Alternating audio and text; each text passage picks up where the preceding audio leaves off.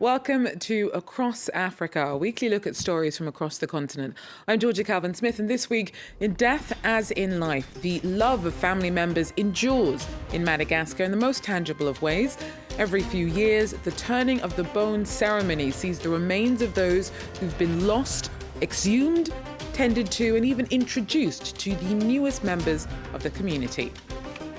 Also, although Tunisia was decades ahead of many other countries in the region and the world in giving women the right to choose whether to go ahead with unwanted pregnancies, taboos remain. Many women who face a difficult decision turn to the private sector. And despite the hopeful signs in Benin that the country is making an impact when it comes to educational inclusivity for deaf kids, there is still a ways to go. We, though, meet some of the kids thriving at a rare school for the hearing-impaired. But first, a Malagasy funerary tradition known as the turning of the bones sees families reunited across the boundaries of life and death. The remains of late loved ones are carefully exhumed and tended to every few years. Called Famadehana, the custom is based on the belief that the spirits of the dead only join the ancestors once the body is completely decomposed. And until then, they still deserve the attention and care of those that they have left behind. Our Gael Borja reports. In the rural highlands of Madagascar, processions like this one are not unusual. A portrait of Boudou, a woman who died 7 years ago, is carried at the front. Today, her family are exhuming her corpse in a funerary tradition known as the turning of the bones. This ancestral rite originated in Asia and also involves communing with the dead through music. Lawrence and her family had to save 1,500 euros over the year to pay for all of this, and at last the moment has come. Lawrence will finally see her mother again and even introduce her daughter. Grandma is there. Don't cry anymore. We will get close to her afterwards. First, they need to cover her in a shroud.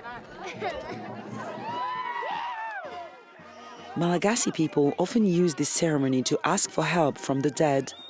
They believe that their ancestors are sacred and have the power to improve their lives. Today, I asked my mother to bless our family. I was very sad when she died, but this was a fleeting emotion. My sadness disappeared quickly. Ceremonies like these help to ease the pain of grieving.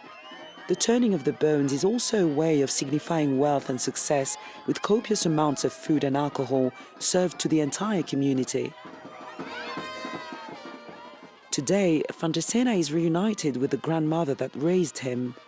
He, like others, made the most of the occasion to have physical contact with a family member he loved dearly. It's a very special moment to be able to shroud and touch her body. Everything she passed down to me is coming back into memory, like her life lessons and all she taught us. As the ceremony draws to a close, Boudou's family are reluctant to let her go. They hope that her spirit will continue to influence their lives until they meet again. It's been 50 years since women in Tunisia were assured of the right to choose whether to go ahead with a pregnancy or not.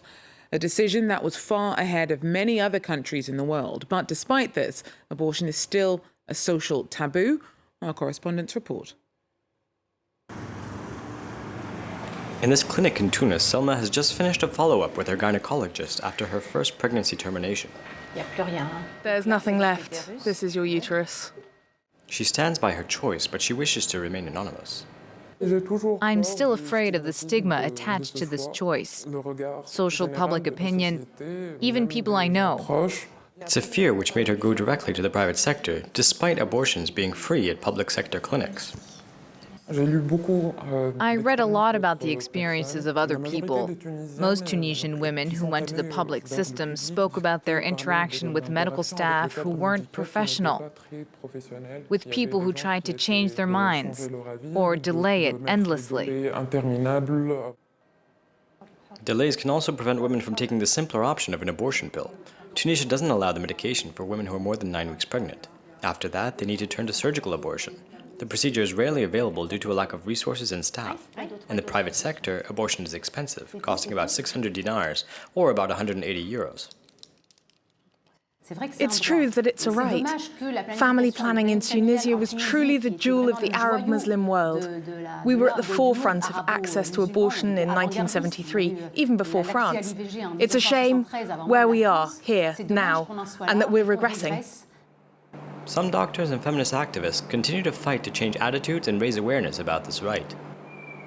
Since 2012, this organization has been training medical staff. We've developed our trainings a lot, especially what we call the clarification of values to change the attitudes of providers and to challenge the negativity towards women.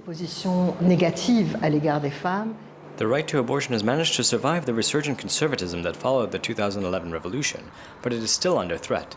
The continuing economic crisis of the last decade has drastically hit health and family planning budgets. Now, Benin is the only French-speaking West African country to offer classes catering specifically to the needs of deaf students from primary all the way up to high school. Now, despite the much-needed progress on inclusivity made over the last couple of decades, access to education for the hearing-impaired is still tricky. Our team tells us more. This is the Center for Reception, Education and Integration of the Deaf in Luo, in southern Benin. Here, deaf and hearing students learn together.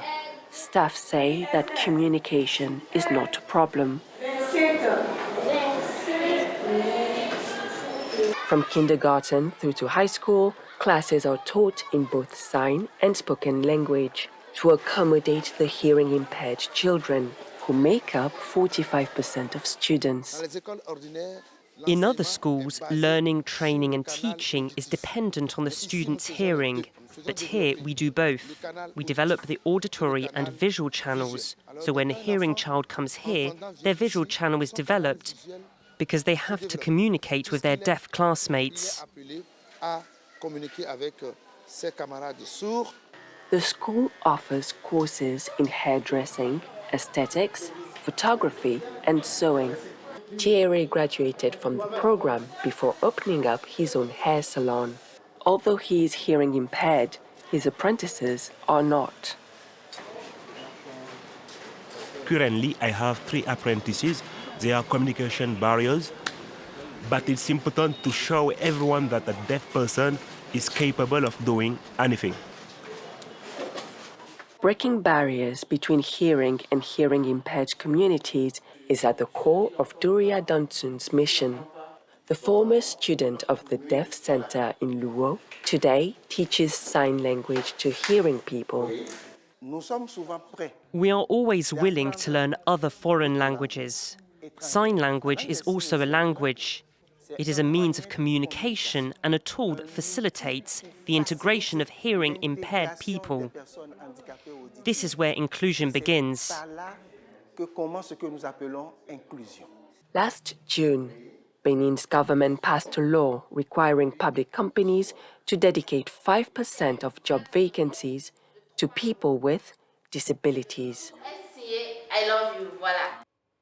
The largest floating bookshop in the world opened up worlds of possibilities to clients when it docked in the Kenyan port of Mombasa recently. The 130-metre long ferry, the Lagos Hope, visits thousands of ports around the globe to promote literacy and education every year. Well, this time our team headed to Kenya to get on deck.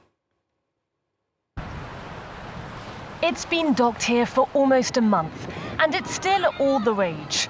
Every day, Lagos Hope welcomes hundreds of children who come with their parents or on school trips. They have never been outside the village, so you can imagine the experience of getting onto the ship like this size. First time even for some of our teachers. So it's a very good experience, and we're happy. From Asia to the Middle East and now to Africa, Lagos Hope has been travelling around the world since the 1970s. The volunteers on board are from around 60 countries.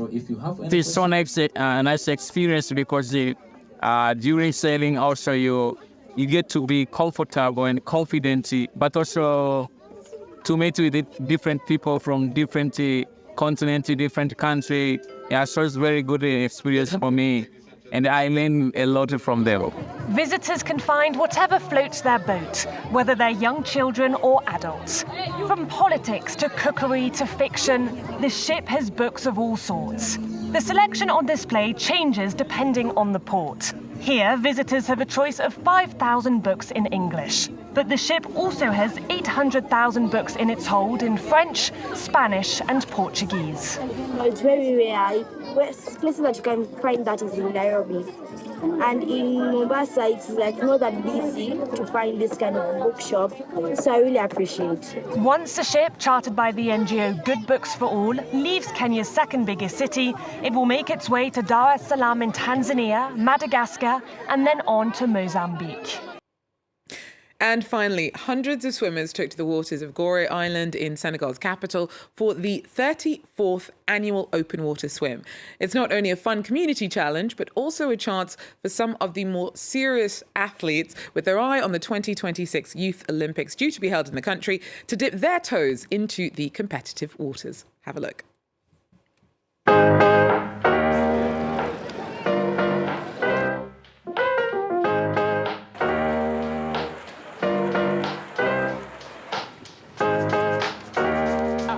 bu neex la natation ci dëkk bi comme amuñu benn activité à part ça ñu foo ambiance ak yëpp ñu ngi koy dund daal.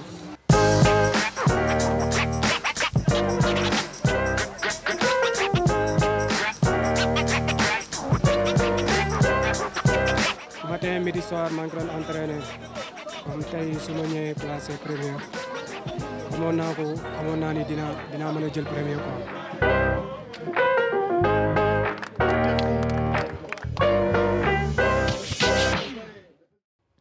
Looking good, guys.